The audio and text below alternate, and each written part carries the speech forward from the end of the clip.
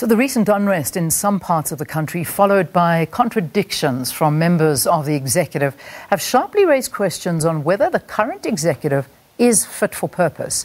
This is despite President Cyril Ramaphosa having introduced the draft national implementation framework towards the professionalisation of the public service to build a state that will serve the people better. Now, the recent state of affairs has, however, added to continuing calls for a cabinet reshuffle. Rekgotsofetse Chikane, he's a lecturer at Wits School of Governance, joins us now to talk a little bit more about this. Good to have you. Thanks very much for being with us.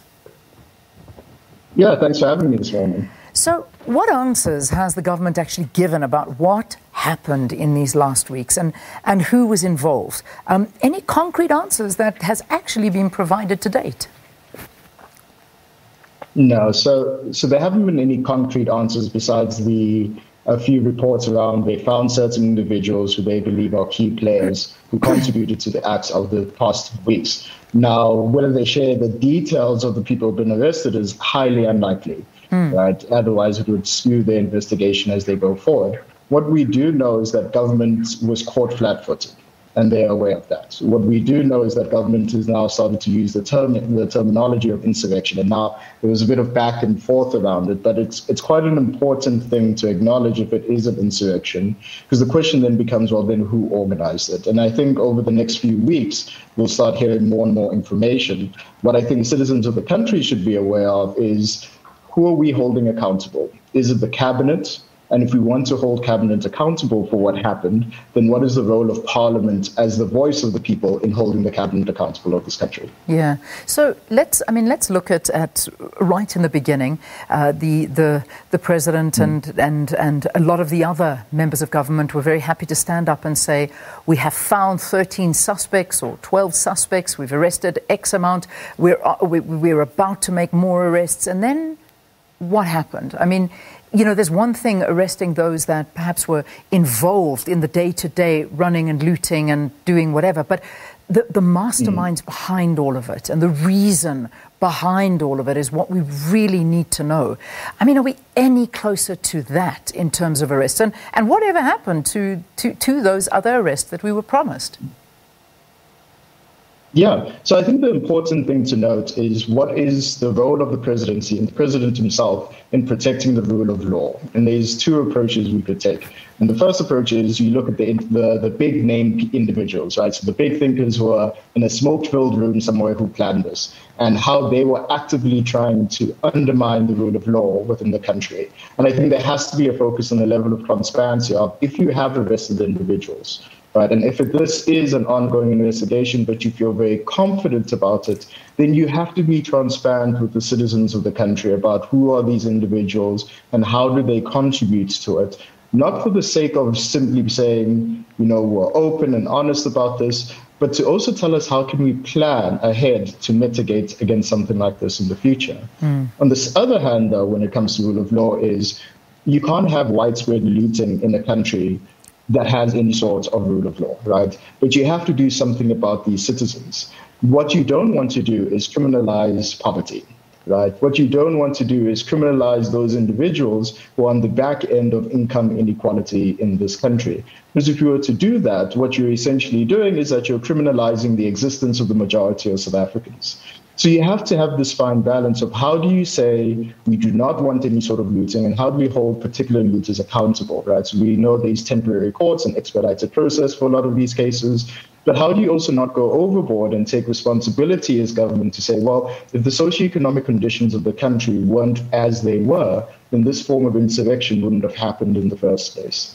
And that's the role that government has to play, that you can't just apply the rule of law, right, and arrest all these individuals if you actively contributed to the environment in which they exist. And I think that's the fine balance that you kind of have to have as the president. And I'm not entirely sure how they're going to balance it out. I suspect they'll just say, we're just going to arrest people, we're going to charge them, we're going to prosecute, and that's the end of the day.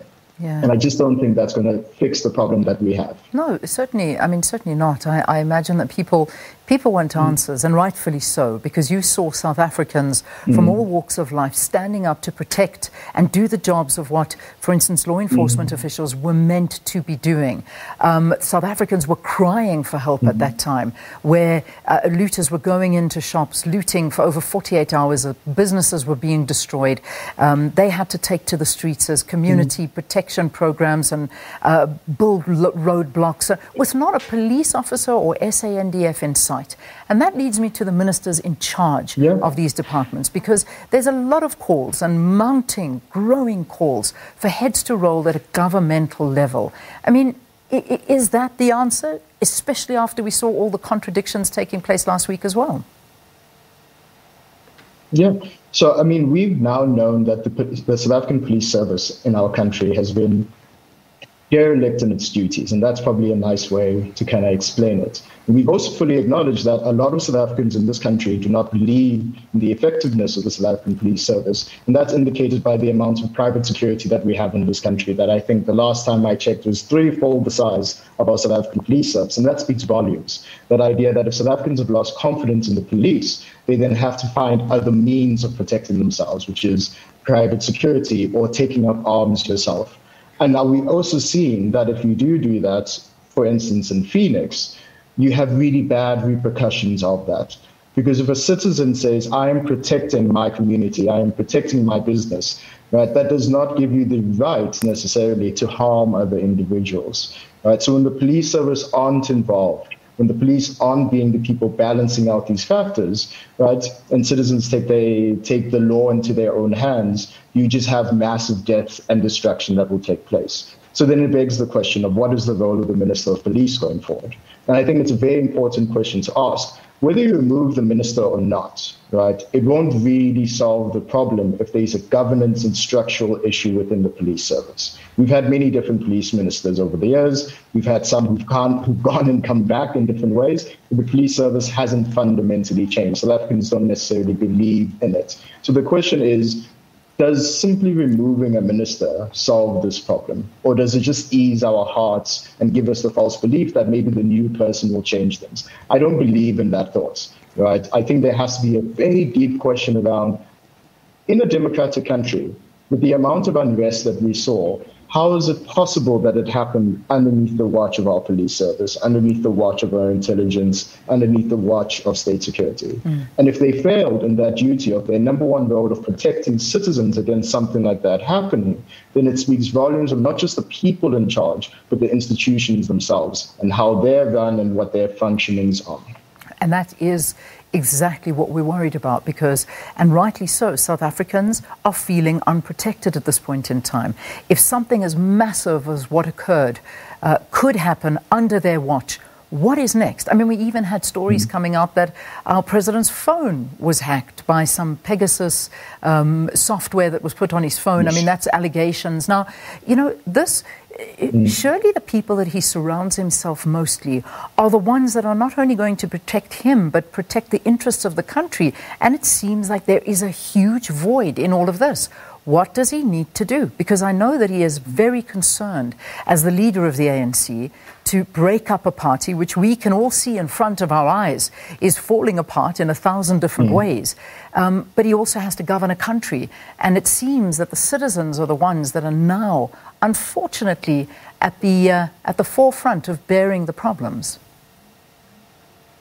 Yeah, no, you're completely right. So what we are now starting to see is the idea of internal fights in the ANC causing problems within cabinet. Now, this is not necessarily a new problem, but because the fights within the party have now grown to the extent that they're in, what you end up having is particular ministers having a level of political capital in which they might feel that they're protected from being held accountable by the president.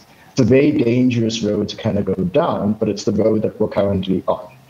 And what that poses the challenge is that even if the president was to remove a minister, so let's say the president reshuffles cabinet, in the current climate of the ANC, choosing a new cabinet minister is truly backed by the idea of not whether they can do a really good job. That's a secondary thought. It's about where your political loyalties lie. The other challenge that we have is that if particular ministers sit high up on the rank and file members of the ANC, for instance, right, so high up that they're above members of parliament who are supposed to hold them accountable, then the question then becomes, what's the role of parliament in that situation? How do you remove or hold accountable a minister who within the party ranks higher than you? And these are the questions that our young democracy has to now face, right? We've been shielded from it for a very long time, but we're now starting to see what a young democracy has to do when faced with confrontation. I don't subscribe to the idea of simply removing a minister. I think we've seen that exercise, the reshuffling of cabinets over the past 15 years, and nothing has happened. And which is why last year the president had to come out with new performance monitoring mechanisms for ministers. The question then becomes, well, what if they fail? How do you account for the unrest within your performance management indicators? Does it count highly? Does it not? And what's the role of the backroom politics in this situation? Now, a lot of South Africans might just feel quite helpless, right? Because what can you do, essentially, to help fight against the internal fights within the ruling party? And we'll have to see how it plays out. I think the number one role is that we need to trust in our parliament. And if we can't trust in our parliament, then we have a problem. Because our parliament, at the end of the day, is the structure meant to hold our ministers accountable, even before the president. Yeah. There's a letter that's come out, as always, on a Monday. We get a letter from the president, which sometimes speaks to what, what is actually happening, and other times it's completely off course, and people don't like that. But in fact, this time he does speak to what's happening in the country and what did happen in the country, and particular attention to the issues in Phoenix, which you did raise. So let me just read this one paragraph from the letter that came out. There is still much we have to unearth about the events that took place over the course of the last 2 weeks. The proliferation of fake news, doctored images and incorrect information has made it difficult to separate fact from fiction. But we do know from official reports and personal accounts that people were racially profiled at illegal roadblocks, some people were pulled out of cars and beaten, and some were humiliated and degraded. Several people were killed. Now here's the paragraph I want. Much of what has happened is the inevitable outcome when people take the law into their own hands. Vigilantism will not be tolerated in this country. It is criminal and it is dangerous. So we saw vigilantism in South Africa. We did. I'm not sure we've seen it before, but this was something that we watched, and we were watching a failed state for a full week before something happened. So my question to you is, are we a failing state, or at this point are we a failed state?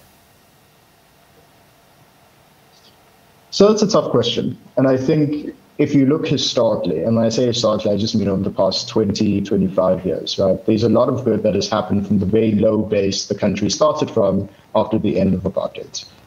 Whether we should sit on our laurels and say, well, look at the amount of people we've given houses, look at the amount of people who have access to electricity. If you use that as a benchmark marker, a lot of people would say, well, we're doing a good job. Right? When you look at the other markers of systemic poverty, systemic income inequality, the amount of gender-based violence in the country, in any normal society that would be considered failing states. I wouldn't call us failed, but we're not a state that is firing at all cylinders. But it also comes down to which country you're talking about, those who live in the leafy suburbs or those who live in townships in particular or in the rural areas of the country. Very different countries, those. One of the surprising things that I heard during the unrest was people saying, we were surprised that it was that bad, that the country was at this level. So I think whether we're failing or failed depends on what nation you live in. I think the other factor that we have is the vigilantism, the amount of gangsterism that fueled the unrest in multiple different ways, especially in Phoenix.